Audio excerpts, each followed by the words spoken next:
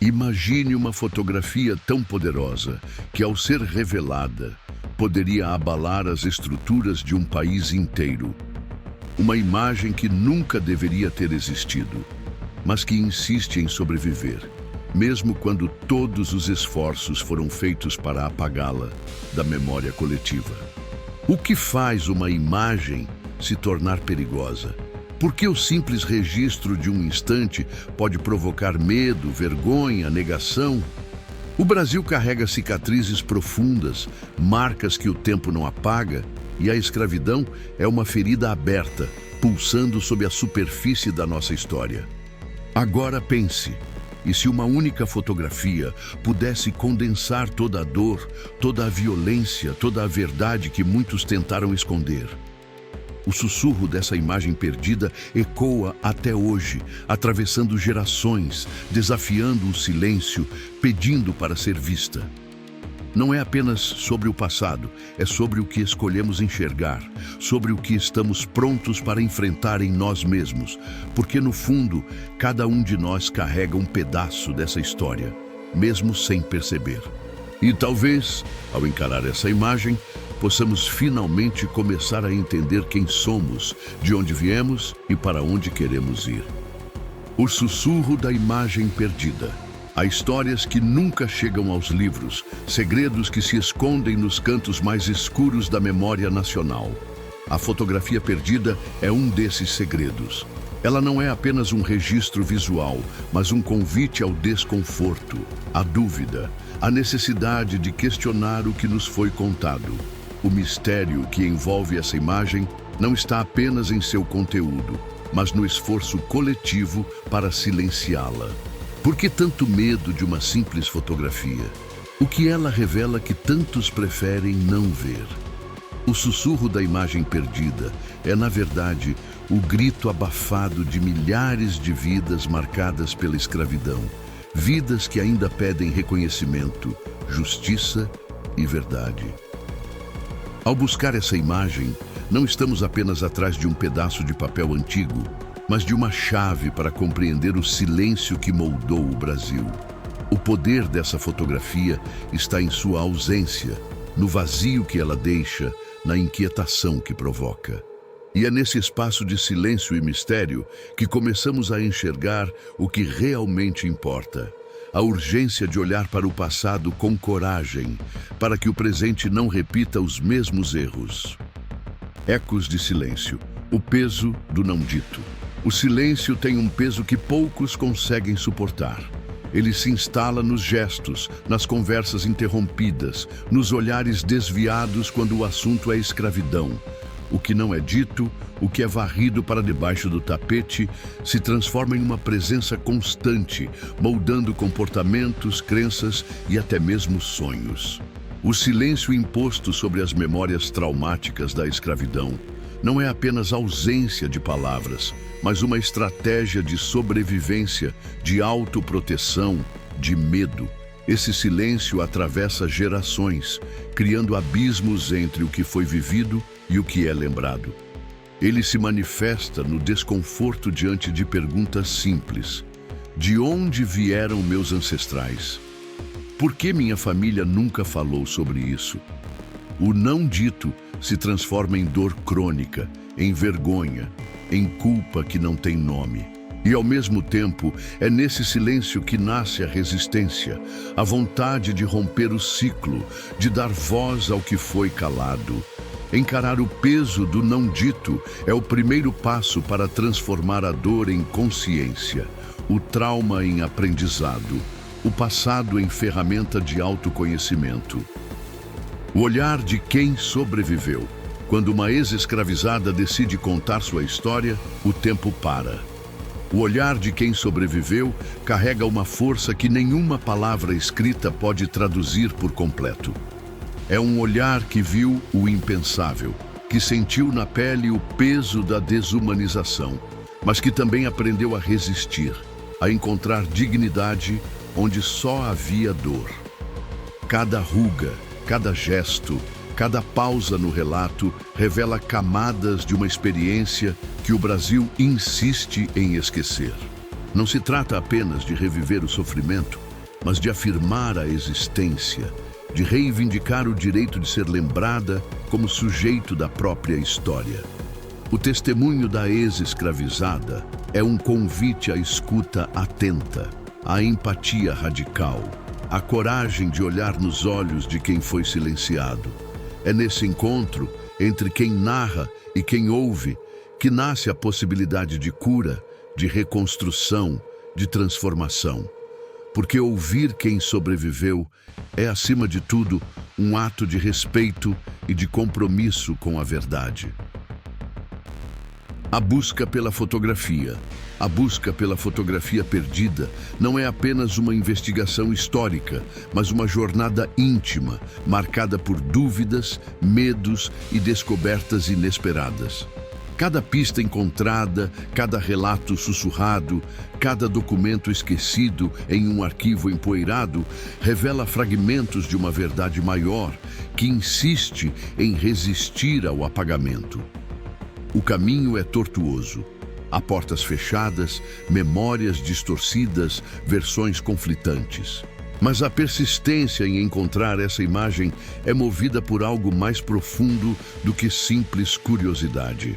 É o desejo de reconstruir uma história que foi despedaçada, de dar forma ao que foi negado, de iluminar o que ficou nas sombras. A fotografia, mesmo ausente, se torna símbolo de uma busca coletiva por justiça e reconhecimento. E, a cada fragmento reunido, cresce a certeza de que a verdade, por mais dolorosa que seja, precisa ser encarada de frente. Porque só assim é possível romper o ciclo de silêncio e construir um novo olhar sobre o passado. O corpo como documento vivo. Antes mesmo de qualquer fotografia, o corpo já era testemunha. Cada cicatriz, cada marca, cada gesto carrega uma história que não pode ser apagada. O corpo da ex-escravizada é um arquivo vivo, onde a violência e a resistência se inscrevem de forma indelével. Não é preciso imagem para saber o que foi sofrido. Basta olhar com atenção, ouvir com respeito, sentir o peso do que foi vivido. O corpo fala, mesmo quando a voz falha. Ele denuncia o que tentaram esconder, revela o que documentos oficiais preferiram omitir. E, ao mesmo tempo, é no corpo que se manifesta a força de quem sobreviveu, a capacidade de transformar dor em luta, trauma em memória, sofrimento em identidade. O corpo é prova, é denúncia, é também celebração da vida que insiste em florescer apesar de tudo. Reconhecer o corpo como documento vivo é um passo fundamental para resgatar a dignidade roubada e afirmar que nenhuma história pode ser completamente silenciada. Arquivos ocultos. O Estado e a manipulação da história. A história oficial é construída por escolhas: o que mostrar, o que esconder, o que transformar em silêncio. O Estado, ao longo dos séculos, se especializou em manipular arquivos, em decidir quais memórias merecem ser preservadas e quais devem desaparecer. A fotografia das torturas, escondida em algum lugar entre papéis amarelados e gavetas trancadas, é só um exemplo do esforço sistemático para controlar a narrativa. Não se trata apenas de proteger reputações ou evitar constrangimentos, mas de manter estruturas de poder intactas, de impedir que a verdade provoque rupturas. Quando o governo esconde provas, ele não apaga apenas imagens, mas apaga pessoas, apaga histórias, apaga futuros possíveis. A manipulação dos arquivos é uma forma de violência que se perpetua no presente, alimentando a ignorância, a desigualdade, o racismo estrutural. Questionar o que foi ocultado é desafiar o próprio alicerce da história oficial. É exigir transparência, justiça e reparação, porque só quem enfrenta o passado sem medo pode construir um futuro diferente. A fotografia como ato de rebeldia. Registrar o proibido é um gesto de coragem. Quando alguém decide capturar em imagem aquilo que o poder quer esconder, está desafiando não só as regras impostas, mas também o medo coletivo de encarar a verdade. A fotografia das torturas não é apenas um documento, é um ato de rebeldia, uma recusa em aceitar o silêncio como destino. Ela rompe o pacto de invisibilidade, expõe o que muitos preferem ignorar, obriga a sociedade a se confrontar com sua própria história. O simples clique da câmera se transforma em resistência, em denúncia, em esperança de justiça. Quem fotografa o proibido assume riscos, mas também planta sementes de transformação. Porque toda vez que uma imagem proibida sobrevive, ela abre caminho para novas perguntas, novas lutas, novas possibilidades de reparação. A fotografia, nesse contexto, é mais do que prova. É símbolo de que a verdade, por mais dolorosa, sempre encontra uma forma de emergir. O medo do espelho. Por que escondemos o passado? Encarar o passado é como se olhar em um espelho que revela não só o que fomos, mas o que ainda somos. O medo desse reflexo é real, porque ele expõe feridas que preferimos ignorar, verdades que desafiam a imagem que construímos de nós mesmos. Esconder o passado é uma tentativa de proteger a identidade, de evitar o desconforto, de reconhecer que a violência, o racismo e a desigualdade não ficaram para trás. O espelho do passado mostra que as marcas da escravidão continuam presentes, moldando relações, oportunidades, silêncios. Fugir desse olhar é negar a chance de transformação. É perpetuar o ciclo de dor e esquecimento. Só quando temos coragem de encarar o espelho, de aceitar o que ele revela, podemos começar a mudar. O medo do passado é, no fundo, medo de mudar o presente. Mas é também um convite. Quem somos quando paramos de fugir da nossa própria história? A importância da memória oral. Quando documentos são destruídos, quando fotografias são escondidas, resta a palavra.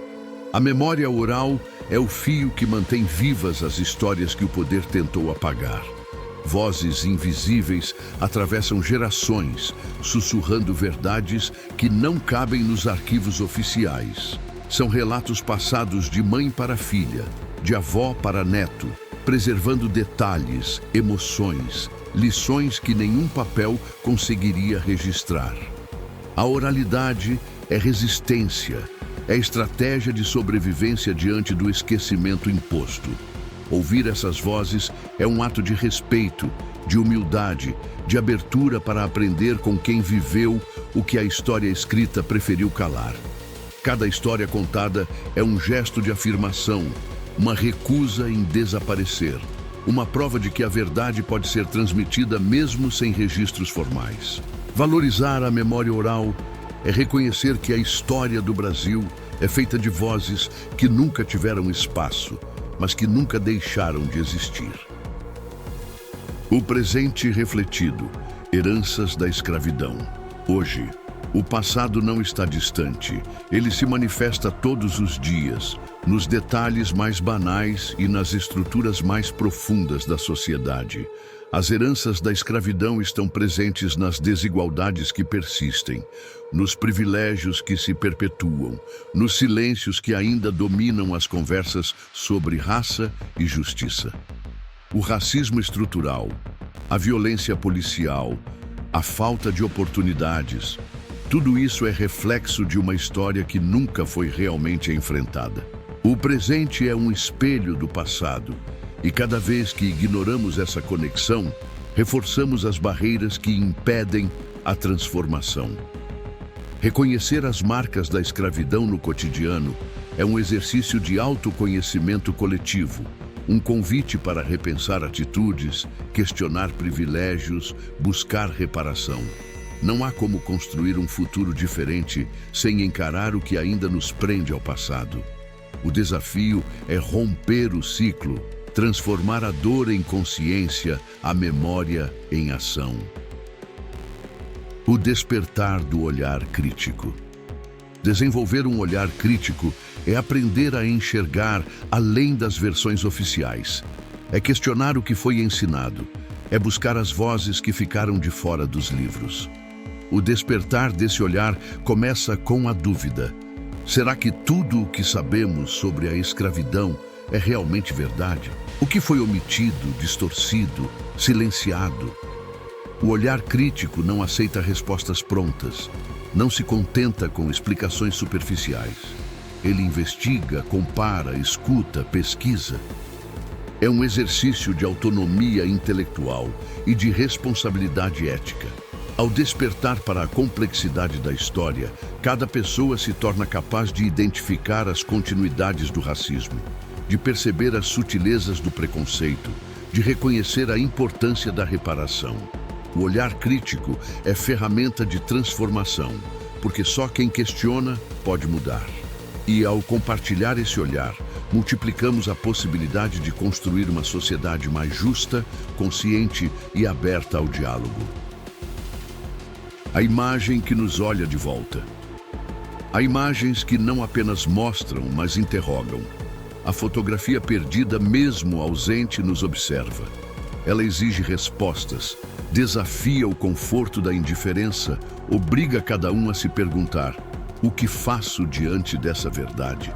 Não é só a história de outros, é a nossa história, refletida no presente, pedindo responsabilidade. A imagem que nos olha de volta não permite neutralidade, não aceita esquecimento.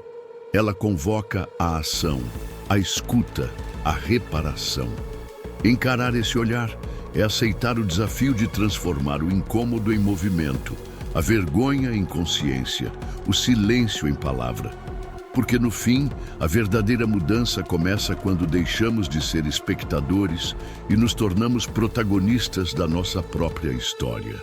O passado só se transforma quando o presente decide olhar de volta, sem medo, com coragem e desejo de construir algo novo.